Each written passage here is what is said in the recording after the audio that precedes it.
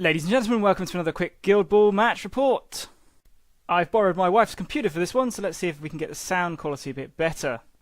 These are the cards I drew for the game: fullback, wingbacks, lone striker, offside trap and midfield general.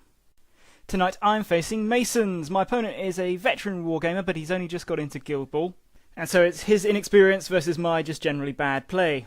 He won the roll and decided to kick, and he has brought Tower, Original Chisel, Original Harmony, Flint, Honor and Marbles. Flint has kicked the ball. I have decided to bring Chaska, Veteran Minx, Cena, Snow, Scather and Veteran Hern. I quite like the idea of Veteran Hern into Masons or teams with good counter charges because of his new improved Lunar Eclipse teleporting ability, which, while it can't quite get him into range of the counter charger itself without being counter charged, he can teleport to other models and move around more freely. My opponent didn't end up taking a counter-chargy team, but I wanted to try Hern anyway.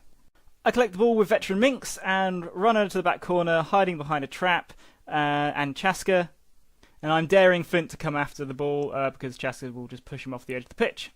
Looks like Marbles has come out to play with the trees. I've moved Snow up, and this is too far. I need to hang him back. As his pack instincts have a good range, I want to make sure I can get angles to retreat my team members should they be targeted in the first turn, and I don't really want Snow being a target in the first turn because it won't help. Loved creature won't help me too much. I have given anatomical precision to Cena. Not sure what the Masons has done next. It might have been to activate Flint and not really move him anywhere. I can't remember. But Scather goes. She creates a snowball and passes it to the bear and misses, which really sucks because now the bear can't get anybody. I put her fast ground down over here to try to help things out, and yeah, that really sucks. I'm not going to be able to generate any momentum this turn. Poo. So I run her up to the centre of the pitch and cold snap Flint, putting some damage ensnared on him. Tower's tooled up Chisel. Harmony's moved out over to the wing. Chaska came forward and boomboxed Flint back, dropping a trap by the rough ground, just making it extra hard for him to come and get the ball. The Masons have the last activation. There's not much I can do, so I just move the bear up to the centre to put it into threat for next turn to hopefully cover Scather from what seems to be like a Chisile about to hit me, and the Chisile comes in, placing well to engage two of my guys without being engaged herself, and she wallops Scather pretty frickin' hard. And I'm really regretting not measuring the threat range of her before placing Scather right up here in the centre. I'm pretty sure I could have hung back and still got use out of her influence. And Snow being here and not kind of back here to drag Scather away from multiple attacks is, that's not good. Bad placement from me. We go to the next turn. Masons have got a hefty momentum lead, so I play midfield general, just to get a bit of extra speed. And the Masons play go for the knees, putting the extra attack on Chisel, I believe. Chisel takes the first activation and deletes both Scather and Snow. 3 points to the Masons. And now Chisel has extra armour. I go with Veteran Hern, skewer Chisel and teleport in to provide a crowd out, and then I think Marbles runs in and Cena eats Chisel. Score 2-3. I still have a move and attack, and I forget that I've got midfield general, which would have put Cena in range of anybody in these groups. Maybe not Harmony. But I could have happily moved up and given Honor or Tara a whack.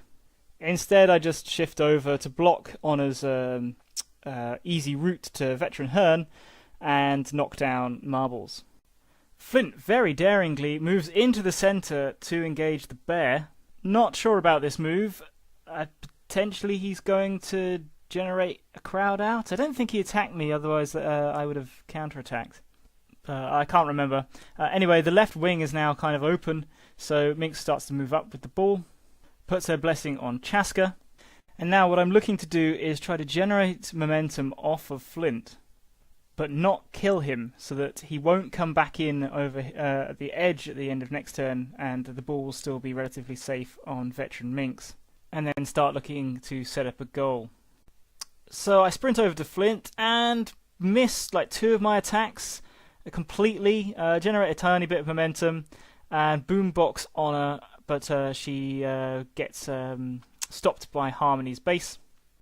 And now Chaska's really exposed, so Harmony just runs over to engage him, and then Honor charges him. I defensive stance and counterattack, because if she misses that knockdown, she's in trouble. And she does miss the knockdown, and I roll no successes.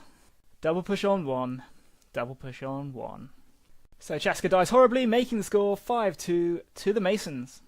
We get into turn 3. I'm behind on momentum again, and I've got a few players coming in from the edge, so I play wingbacks, and my opponent plays keep your chin up. And this is where the game turns round for me. So Honor's fully loaded, she goes first, she just runs around, and she's looking to try to get a takeout or heavy damage on Veteran Hearn.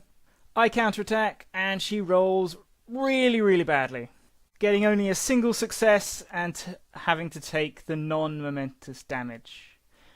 Ooh, I roll my counterattack, and I was looking for the double push, just assuming that he would have got momentum off that attack, and was surprised to find that the knockdown was perfectly sufficient to end all of this lovely influence. That was absolutely brutal for him. Thrown a little, I think he then links into Harmony, who tries to redouble the efforts on Veteran Hearn, doing very, very little. Chaska walks in, drops down a trap, pushes Honor through it, and then beats her for like 6 more damage. Cena goes and finishes her off, and I think Flint has been healed a little bit, but Cena ends up putting Flint on his last 2 remaining wounds. Scather, coming in from the edge of the pitch, just runs up and cold snaps him off the table. So the score is now 6 to the Hunters, 5 to the Masons.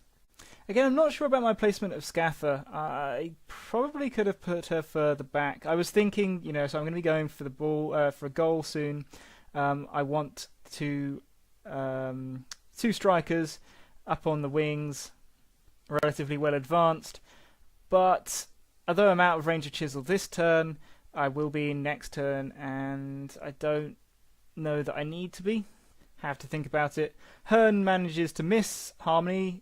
Maybe he might have last lighted himself and got her with a skewered. Thanks to wingbacks, I'm able to advance Minx through this fast ground and maybe glide, I think, over into goal-scoring threat range for next turn. I played Lone Striker to guarantee the initiative. I didn't need to. This was a mistake. I should have gone with a card that didn't -1 my attack to the first person that goes. And my opponent played back in the game, understandably. So this is how things looked going into the final turn, and I think my opponent was too wary of the damage Minx could do, as he put Honor and Flint out over here so that she wouldn't be able to run in and take them out. Normally I like it when the opponent brings in models around their goal, because I can use it to generate momentum to take the shot, but he's already got a model here, so I don't think any more would have been bad. I measured to be sure, and Chisel is just a whisker out of the threat range of getting to Minx, so she's safe, and my opponent's only put 1 influence on Tower. This means the ball is almost completely safe, and I can go and kill something else before having to take the shot, which is much better than Minx going into Tower at tack 4. So with 3 gang-ups and snared on Harmony, the bear doesn't really care about a -1 tack, and absolutely demolishes her, making the score 8-5 to the Hunters. Knowing he's got to do something about that ball, Tower goes in and manages to tackle Veteran Minx. And I'm ashamed to say this is where I do a little bit of trolling. I'm a bad person.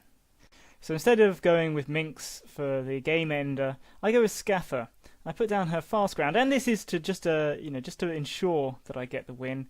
If Minx somehow fails, then Chaska can get forward and help out, and then I just run Scather away and out of range of Chisel, leaving Veteran Hearn as the only really viable target.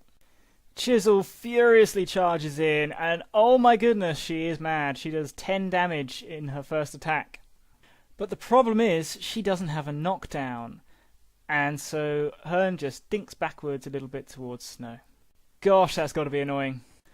And so with that, Minx goes, runs around Tower, tackles the ball off him. And this was really dumb. So Tower counterattacked and thankfully didn't get the tackle. But why didn't I just take the dodge out of range? Honestly, guys, there is a part of me that just hates winning. Minx hits Tower up for a bit more momentum. Why I didn't dodge into tapping range again, I don't know. But I take the bonus dice shot and sink the winning goal. 12-5 to the Hunters. So that was a fun game.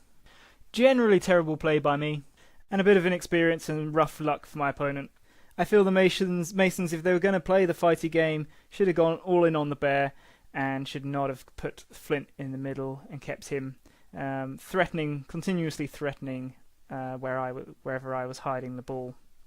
Really enjoyed Chaska. He did a lot of damage. Generates momentum and sets up Snared very handily. Didn't get to use his tough hide, I don't think, this game, although I was constantly looking for it. Yeah, he's a super smooth model now. Veteran Hearn, I mean, he was fine. I wonder if I'd got more out of Minerva, but maybe not. Anyway, hope you enjoyed that one. Take care.